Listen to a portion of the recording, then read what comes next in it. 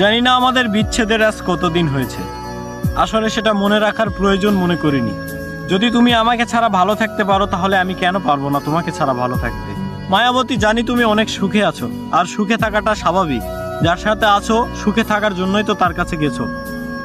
একটা সময় তুমি আমাকে কথা দিয়েছিলে সারা জীবন তুমি থাকবে আমার পাশে, অথচ দেখো আজ কিন্তু আমি একা।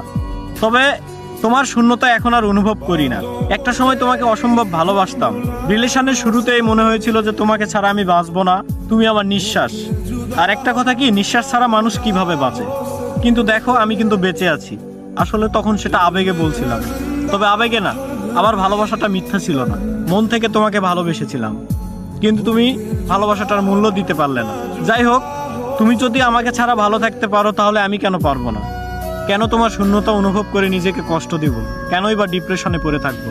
এই জন্য নিজেকে আমি বদলে নিয়েছি। তুমিও ভালো আছো এটা আমি জানি, তবে হ্যাঁ, আমিও অনেক ভালো আছি। তবে আপনারা অনেকে মনে করেন যে আমি সবসময় মায়াবতীকে নিয়ে ভিডিও করি বা ভিডিও বানাই। হয়তো আমি এখনও তাকে মনে করি বা তার শূন্যতা এখনও অনুভব করি, তাকে নিয়ে ভাবি এখনও, কিন্তু বিষয়টা তেমন না। সত্যি কথা বলতে আমি মায়াবতীকে নিয়ে আর ভাবি না, বা তার উদ্দেশ্যে কোনো ভিডিও আমি বানাই না। এগুলো ভালো লাগে আর ভালো লাগা থেকেই ভিডিও বানাই, তবে তার উদ্দেশ্যে আমি কখনো ভিডিও বানাইনি।